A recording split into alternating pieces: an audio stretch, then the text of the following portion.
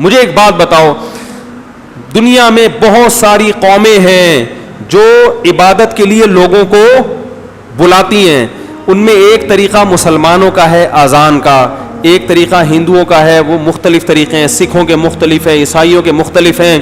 اگر کچھ لوگوں کو بٹھایا جائے جو بالکل نیوٹرل ہو کے فیصلہ کریں, کہ بالکل نیوٹرل ہو کے بتاؤ کہ کون سا طریقہ ایسا ہے جس کو فطرت اپیل کرتی ہے اور وہ کہتی ہے گاڈ گفٹڈ ہو سکتا ہے, یہ انسانوں کا بنایا ہوا نہیں ہو سکتا. اللہ کی قسم, اگر انسان تعصب سے پاک ہو کر بات کرے گا تو کہے گا صرف اذان ایک ایسا طریقہ ہے جو انسانوں کا بنایا ہوا نہیں ہو سکتا. ایسی چاشنی ہے اس میں. میں برما میں تھا, ہم نے وہاں بدھسٹ کی بھی اذانیں سنی ہیں, نہیں سنی جاتی,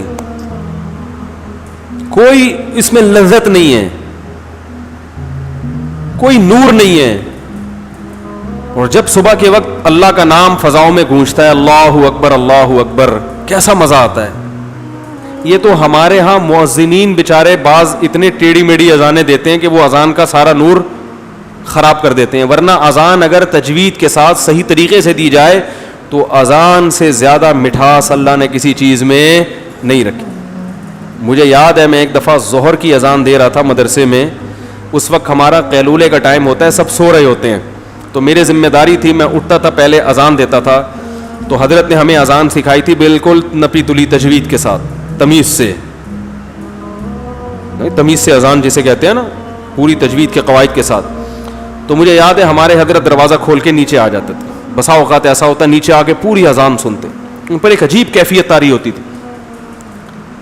ایک انگریز کو میں نے دیکھا, مسلمان ہوا, ہمارے مدرسے میں آیا, تو جیسے ہی اذان ہوتی تھی نا اس کے چہرے کا رنگ عجیب سا ہو جاتا تھا, ایک دم چپ خاموش, سب سے کہتا تھا اس کو غور سے سنو.